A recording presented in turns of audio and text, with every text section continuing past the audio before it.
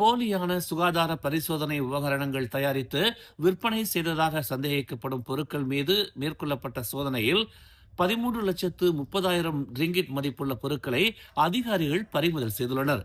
உள்நாட்டு வர்த்தகம் மற்றும் வாழ்க்கை செலவின அமைச்சின் அமலாக்கப் பிரிவு ஜொகூர் பாரு நகரில் உள்ள ஒரு கிடங்கு மற்றும் பொதியிடும் நிலையத்தில் இந்த சோதனையை நடத்தியது. ஒரு வர்த்தக சின்னத்தின் உரிமையாளரிடமிருந்து புகார் கிடைத்ததை அடுத்து புத்ராஜயா கிளை அமலாக்க அதிகாரிகள் இந்நடவடிக்கையை மேற்கொண்டதாக அமலாக்க இயக்குனர் அஸ்மான் அடாம் தெரிவித்தார். அந்த கட்டிடத்தில் பல்வேறு சுகாதார பரிசோதனை உபகரணங்கள் சேமித்து வைக்கப்பட்டிருந்ததாகவும் அவை போலியானவை என சந்தேகிக்கப்படுவதுடன் நுகர்வோருக்கு விநியோகம் செய்து விற்பனை செய்ய திட்டமிடப்பட்டிருந்ததாகவும் நம்பப்படுகிறது என்று அஸ்மான் அடாம் கூறினார். மேலும் செய்திகளை தெரிந்து கொள்ள தமிழ் மலர் இணையதளம், தமிழ் மலர் செயலி மற்றும் மலர் டிவி யூடியூப் சேனலை வலம் வாருங்கள். எங்களோடு இணைந்திருக்க மலர் டிவியை பதிவு செய்து கொள்ளுங்கள். உறவுகள் மகிழ்ந்திட விருப்பம் மற்றும் பகிர்வு சேவையை சொடுக்கிடுங்கள்.